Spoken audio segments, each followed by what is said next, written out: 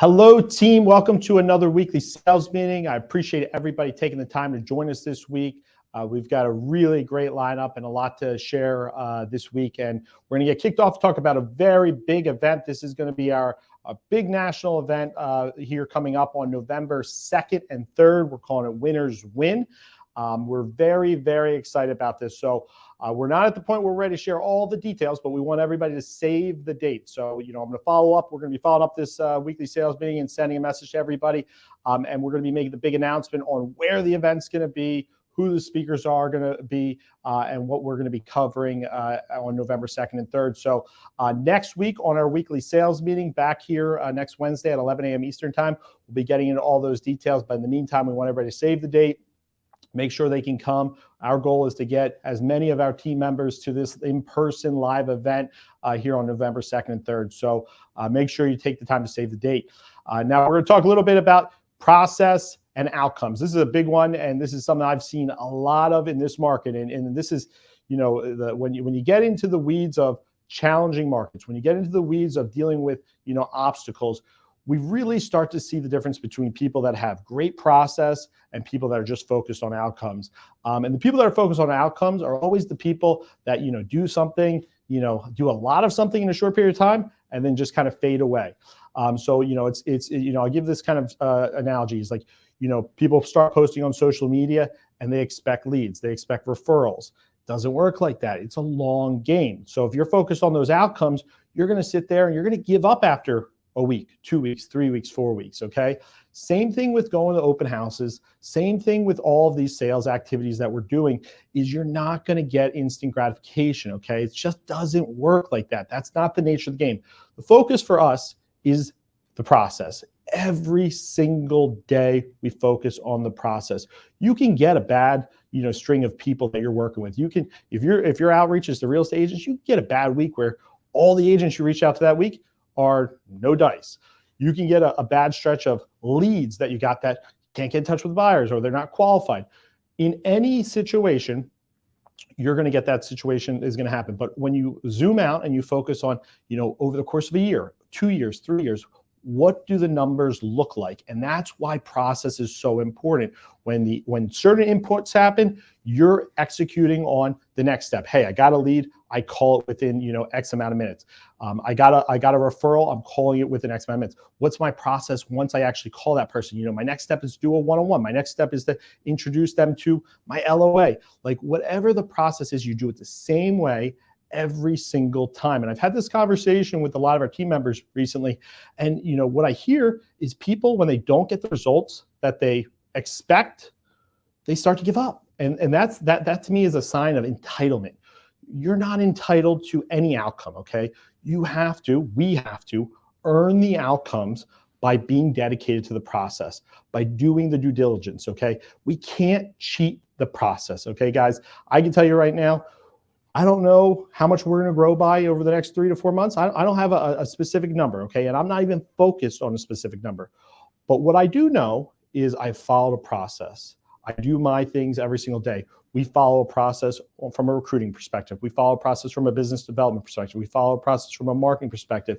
And my track record and what I know of our processes is over time, certain outcomes are going to happen. They're going to be achieved. Now, whether that happens in November, December, or next year, I don't know. But I'm going to trust the process, okay? So I want everybody to understand the importance of this is making sure we don't get lost in, hey, I went to a bunch of open houses and I didn't get the results I wanted.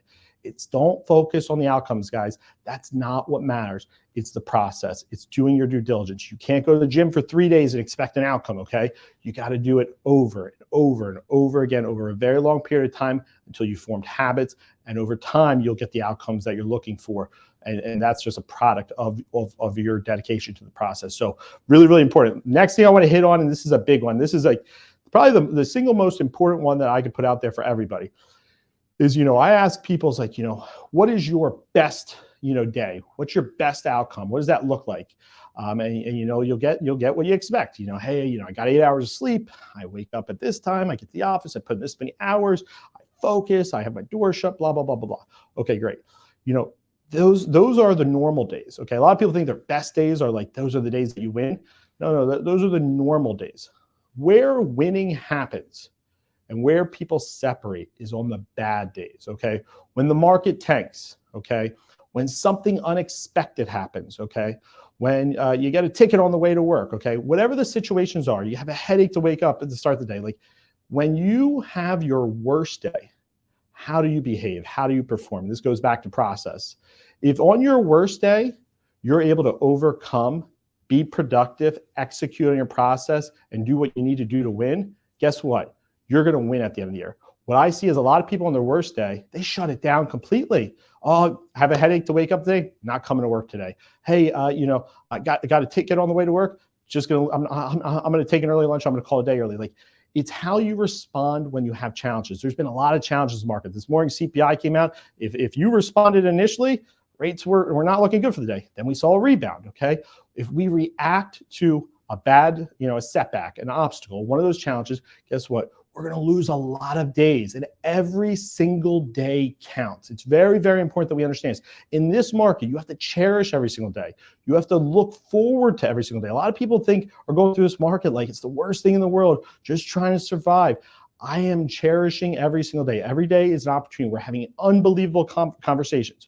We are getting laser focused on the right things that we can add value to our loan originators when it comes to coaching, training, resources that they're able to provide their real estate agents with. Like, we're getting closer and closer to the solutions we've always wanted.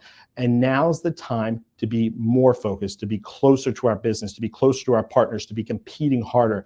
The more and more I get closer to real estate agents and to the front lines of our business, the more I see how little people are competing. So I'm gonna have some challenges for you a little bit later, but the key thing here, guys, is making sure whatever the number of days we have, we don't get to choose whether they're good or bad. We just get a certain amount of days. We have to make the most of those days. We have to stick to our process. We have to be dedicated. So I'm going to hand it off and I'll be back shortly. Hey everyone, Jay Bunte coming to you from Dallas, Fort Worth. And hold on. I'm getting a notification. Looks like the Dallas Cowboys just scored another touchdown on the New York Giants. Oh, what do you know? The Dallas Cowboys, America's team. I'm not here to talk to you about the Dallas Cowboys. I am here to talk to you about VA loans and spreading education with your realtor partners. All right. And I'm doing this two main ways. I'm using two platforms. One of them is social media. Social media because of the reach. And lately I've been doing more than just Facebook, more than just LinkedIn. I've been going on Instagram. I'm like a boomer and like finally got on TikTok, and I've been doing TikTok, and the reach is incredible. So don't think you're too cool. Don't think you're like too old to get on various platforms, because what I do is I record one piece of content, right? Whether it's pictures, photos, videos, whatever. Lately it's been videos, and then disseminating it across all platforms. And there'll be times where like a video will totally be a dud and get like 200 views, and then that same video on another platform gets 2,000 views, okay? So don't discount yourself, spread yourself out there and see what catches and resonates with people. You'd be surprised. The other way that I'm spreading information about VA loans is in person. So I have a Serving Those Who Served VA myth busting class that I teach once a month. And usually it can be at a title company or it can be at an event venue, wherever that you have relationships with. And this is all about getting realtors in the door and helping put to rest the information and the misconceptions about VA loans. So y'all probably know some of them. Some of the most common misconceptions are all about VA entitlement, about not being able to use your VA loan again. If they used it once, they can never use it again. Other misconceptions are about the VA loan limits. Hey, they don't go over a certain loan amount.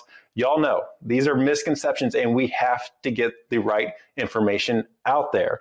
And so this in-person class builds relationships. And from what I've seen is not only do they call you now about VA loans, they call you about all other type of loan questions, and referrals usually come from it. So get out there and I can help you.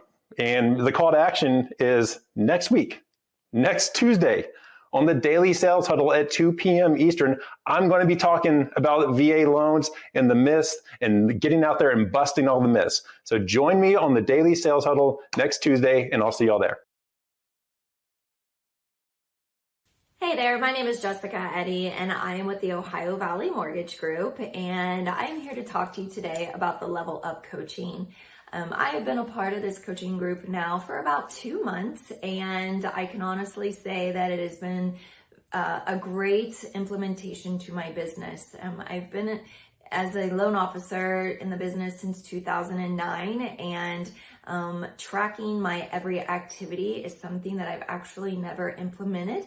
And while I'm very disciplined on my calls and all of my activities, it's just something that I have never really tracked. And being competitive in nature, especially to myself,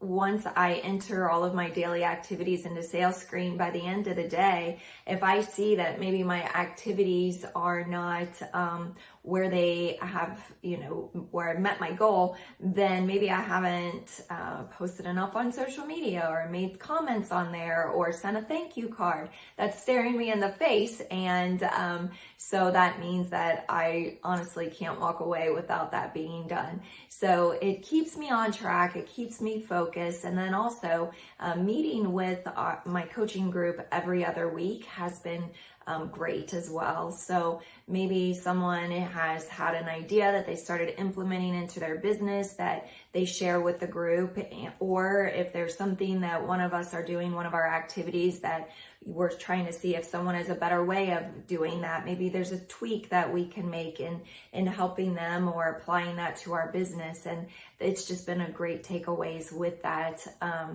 If this is something that you are interested in, seeing how you can apply coaching to your business, reach out to support@umortgage.com, and I know that they will be able to help you with that. If you have any questions, I'm always here to help. One thing I can say about tracking, which is why I wish I would have started years ago, is that you can be busy on unproductive things. So we want to stay focused. We want to make sure that our efforts are going to reap the benefit of our hard work. So if you have any questions with this, reach out to me. I'd be happy to help. And I hope you have a great day.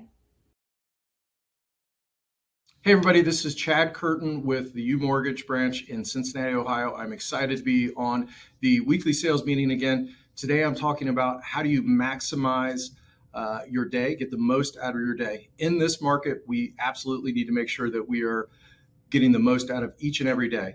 So for me, a day is based off of individual choices that I make. So a choice on how prepared I am, a choice on if you're going to do this versus this. So there are 3 key factors that I look at when I am trying to absolutely max out my day. Number 1, I have to have a goal. So goal setting is extremely important. In the Level Up Coaching Program, we talk about goals all the time. We also talk about, what it takes to reach those goals. So how many phone calls per day, how many phone calls per week, how many meetings you need to be having on a regular basis, how many posts on the social media, to how many leads that you're going to be generating in a week. So having a goal is extremely important because that helps you then next prioritize your, what you're doing in a given day. Now, prioritization also comes into play when you've got your day planned out and then something happens. A fire happens, something bad happens, you have to jump in and talk to an underwriter, or something good happens. You get a save-a deal that comes in, a new contract that comes in that you need to jump on extremely fast. So those are the items that you're going to prioritize to the top that are going to, really jump on really quickly. So if you know from, A to Z what the top priorities are versus the less important items, you're going to be able to move around your schedule when that comes up. Now, the last thing is eliminate any of your time wasters. Okay, so time wasters are going to be over excessive on your email, any type of social media, and then fantasy football, checking football scores, things along those lines that are just kind of a waste of time. So for email, a good trick for this is check it in the morning, check it in the afternoon at lunch, and then check it towards the end of the day. Do not have your email up all day long. As salespeople, we need to be on the phones. We need to be generating business. We need to be very, very active. You can't do that on email. Okay, so my call to action for everyone is just did a sales huddle yesterday. You can go back, check that out. Beyond that, we talk about these items all the time on the 2:00 Eastern Standard Time daily sales huddle. So check those out. Beyond that, I'm excited to be on here. Thanks again, Chad Curtin, UMortgage Cincinnati. Good morning, everybody. Kristopher Natschke coming to you from Michigan. A beautiful fall morning here today. I wanted to discuss a topic today that I don't really talk about often, but is vital to the success of our business as loan officers. And that is listing agents. How to cultivate a relationship with them, ways to reach out to them, how to follow up with them, and really how to turn that conversation into a organic and long-lasting relationship. So I want to discuss two scenarios that we would run into where we would be reaching out to listing agents: prospecting for future business, as well as being under contract on a property where there's a real reason to reach out to that listing agent regarding a property. So for when you're under contract and you're reaching out to the listing agent, this is something that I do on every single transaction for a purchase agreement. So you have direct access to them. Their information is on the purchase agreement, their name, their email, their phone number. You have every avenue to connect with them. So the first thing I do is, once we go under contract on a property, my buyer's agents send me that contract. I'll reach out to the listing agent immediately to introduce myself, let them know that I'm the lender on the transaction, give them a synopsis of the type of program we're using, and let them know that I'm available for any questions they have. I also layer that into, I look them up on social media. And if they aren't already a friend of mine on Facebook, I will add them as a friend on Facebook. And something that I do quite often is I will actually post on their page and say, congratulations, and that's not necessarily congratulations, but congratulations on the listing at 123 Main. I'm the lender for this transaction. You'll start to receive some emails from my team and I today. I just wanted to give you my contact information if you need anything. And then I put my cell phone number. Really easy way to also gain exposure, not just for you on social media, but also for them. Build that relationship with the listing agent. Cultivate that relationship. You have a real reason to reach out to them. You're under contract. You want to work for your borrower to explain, again, if the offer hasn't been accepted, why it should be, or if it was accepted, to reinforce the stability of the transaction. I also let them know that they're going to receive updates from me throughout the transaction as we hit milestones. So when the appraisal is ordered, what that date is, when the title is ordered, what that date is, where we are in the clear to close process. I let them know that they will be in the know the entire time, just to make sure they understand that they don't have to reach out to me. I will make sure that they have all the information up front. The second opportunity to reach out to listing agents is when they have a listing, right? So when you're prospecting to find future business, we organically go after buyer's agents because we want those pre-approval letters. But we forget that listing agents have access to already pre-approved buyers, or maybe they don't. You see every single week us posting weekend warriors. How many open houses can we hit? That is the ideal opportunity to go and meet a listing agent in person, shake their hand. I'm a firm believer that true business happens when you build a relationship, and relationships are personal. So having that personal touch, shaking their hand, being available, being a human first, let them know that you are a human, you're also local to the market, speaks volumes to your commitment to your ongoing business. So when you're doing this and you're going out to these open houses, spend the time with the listing agent, get to know their business model. A lot of these agents could be newer real estate agents as well. Generally speaking, when you're a new real estate agent, you're a listing agent first. You get some units under your belt, you familiarize yourself with the industry, and that's done as a listing agent. Or a lot of these listing agents are sub-brokers or correspondent brokers to the main. They have the listing agent and it's somebody who's there just for the open house. They don't really have a book of business. Perfect opportunity to meet them. So guys, don't forget about listing agents. Whether it is prospecting and going to open houses, or you're already under contract, how you communicate, when you communicate, how often you communicate to these listing agents is going to be paramount in this industry moving forward to be able to grow your individual pipeline. If you guys have any questions on this or any of the specifics I went over today, or the numerous other things that my branch is doing on the back end to cultivate these relationships with listing agents, never hesitate to reach out. Everybody have a wonderful afternoon. Take care. Thank you very much, Chris. We got two things here before we wrap up. First and foremost, I want to talk about competing to win. And this is something that is uber important. I saw yesterday Tyler Hodgson posted this in Workplace talking about what he did to compete to win a transaction. And I see this all the time. And this is truly what I see as a missing piece of the mortgage industry, is people doing things to get it done as if it's a task versus competing to win, okay? We are competing every single day. People are doing everything possible to get the next deal, cutting comp, cutting margins, going all in on, concessions, going all in on, credits. We see a lot of builders doing different things to, make sure they can captivate the buyer. Like, everybody's competing right now, and there's less and less buyers in the market, okay?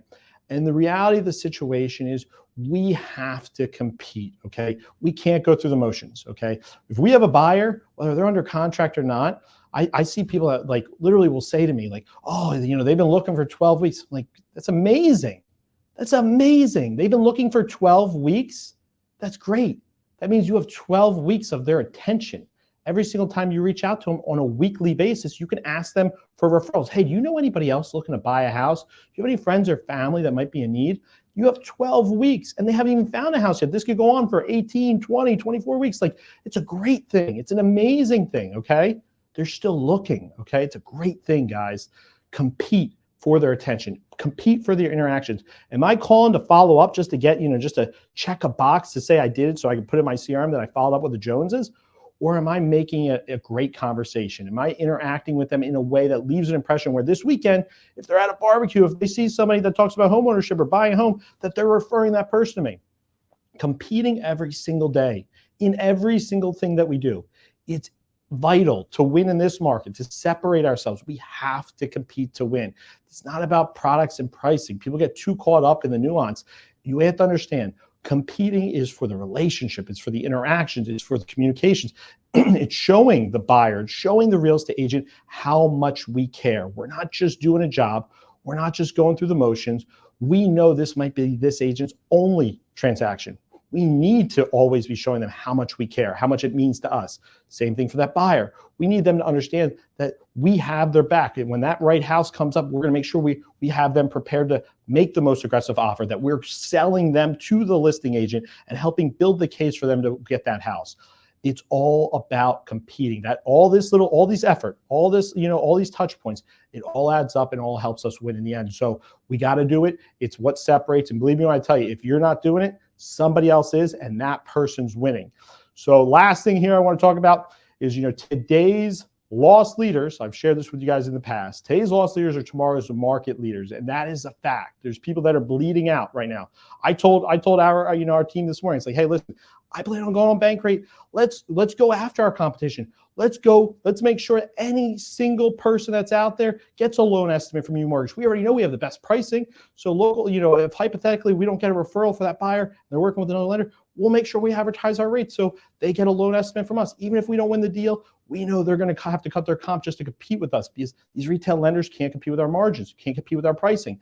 We are on offense. We want to win every loan. We want to win every relationship. We have to understand, every customer we close today in the 7s, we'll close again a refi when they're at 6.5, at 6, at 5.5, at 5. Like, we're going to get a lot of refis at it. A lot of referrals are going to come from it. It's not about winning today's transaction. It's not about the profitability or how much we're making on today's loan. It's understanding we win today, regardless of what we make, we've acquired a customer that's going to refinance multiple times, a customer that's going to refer us multiple customers, a customer that is going to rave to their real estate agent how great we were, and that real estate agent is going to send us more customers. It's all about customer acquisition, guys. So I see a lot of people getting caught up in pricing and the local credit union, and the other lenders are cutting margins and cutting comp and all this stuff. It's like, compete to win. We're going to win, okay? We're focused on the long term. This isn't about September of 2023. I know a lot of people say, well, Anthony, I got to pay my bills. Me too, okay? But guess what? I'm in it with you. we're competing to win, okay? We're focused on the long term. We'll get the refis in 2024 and 2025, and we're gonna win the relationship. Meanwhile, that loan that we won, that's gonna be one less loan somebody else has, and that might be them leaving the industry here at the end of the year. So compete to win, understand today's loss leaders are tomorrow's market leaders. Stay long-term focused. A lot of people are getting caught up in the little stuff. A lot of people are getting caught up in the negative, like market changes, this announcement comes out, a buyer falls out, they let it ruin their whole day. Guys, we got to focus on winning. We're not focused on just transactions. We're focused on winning every single day, serving our clients, serving our partners, and doing what we need to do to continue to grow in a shrinking market. So have a great rest of the day. I look forward to seeing everybody soon.